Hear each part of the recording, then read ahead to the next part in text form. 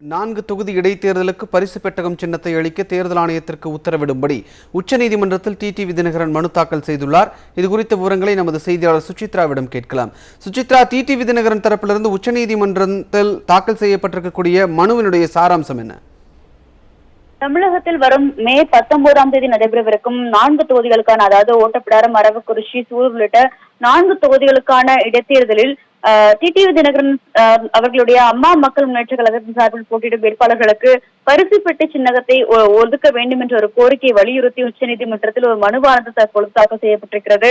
அதாவது டிடிவி தினகரன் அவர்களை பொறுத்த அளவில் அம்மா மக்கள் முன்னேற்ற கழகமானது கட்சியாக பதிவு செய்யப்படவில்லை என்ற ஒரு காரணத்தை சுட்டிக்காட்டி உச்சநீதிமன்றமானது டிடிவி தினகரன் மற்றும் அவருடைய அணி சார்பாக போட்டியிடும் அனைத்து வேட்பாளர்களுக்கும் இந்த நாடாளுமன்ற தேர்தல் மற்றும் இடைத்தேர்தல்களில் ஒரு பொதுவான சின்னத்தை ஒதுக்கி கடந்த மாதமானது ஒரு உத்தரவை பிறப்பித்திருந்தது.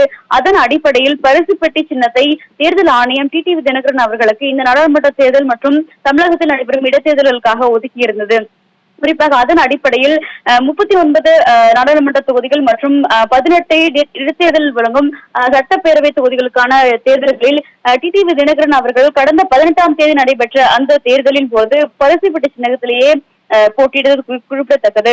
அதன் அடிப்படையில் தற்பொழுது இந்த மாதம், அதாவது மே மாதம் நடைபெறவிருக்கும் இடைத்தேர்தலின் பொழுதும் தங்களுக்கு ஏற்கனவே வழங்கப்பட்ட பரிசு பெட்டி சின்னத்தையே இந்த 4 இடைத்தேர்தலுக்கும் வழங்க வேண்டும் என்ற ஒரு கோரிக்கையை வலியுறுத்தி அவர்கள் தற்பொழுது உச்சநீதிமன்றத்தில் ஒரு மனுவாக தாக்கல் செய்யப்பட்டிருக்கிறார்கள். நாளை காலை இந்த வழக்கை அவசர வழக்காக விசாரிக்க வேண்டும் என்ற ஒரு கோரிக்கையும் தலைமை நீதிபதி முன்பாக வைக்க உள்ளதாகவும் டிடிவி தினகரன் தரப்பு வழக்கறிஞர் அவர்கள் உறுதி செய்திருக்கிறார். விஷ்ணு, சுசித்ரா, இது அவசர வழக்காக கொள்ளப்படுவதற்கான வாய்ப்புகள் இருக்கிறதா? அது மட்டுமல்லாத இந்த 4 தொகுதிகளுக்கும் பரிசு பெட்டி பெட்டகம் சின்னமே கிடைப்பதற்கான வாய்ப்புகள் எந்த அளவுக்கு இருக்கிறது?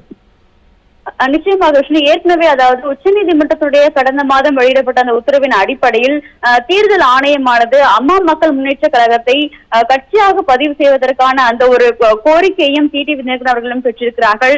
உச்சநீதிமன்றத்தின் முடிவின், அதாவது கடந்த மாதம் வழங்கப்பட்ட தீர்ப்பின் அடிப்படையில் தேர்தல் ஆணையமே முன்வந்து இந்த பரிசு பெட்டி சின்னத்தை இடைக்காலமாக டிடிவி தினகரன் அவர்களுக்கு வழங்குவதற்கான வாய்ப்புகள் அதிகமாக இருக்கிறது.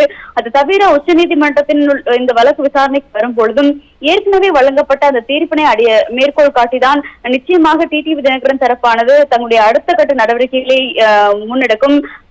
தேர்தலுக்கான தேதியானது அறிவிக்கப்பட்டிருக்கும் சூழ்நிலையில் நிச்சயமாக ஏற்கனவே அம்மா மக்கள் முன்னேற்ற கழகத்திற்கு வழங்கப்பட்டிருக்கும் பரிசு பெட்டி சின்னத்தையே இந்த 4 இடைத்தேர்தலுக்கும் வழங்கப்படுவதற்கான வாய்ப்புகள் மிக மிக அதிகம். விஷ்ணு, நன்றி சுசித்ரா, உங்களுடைய தகவல்களுக்கு.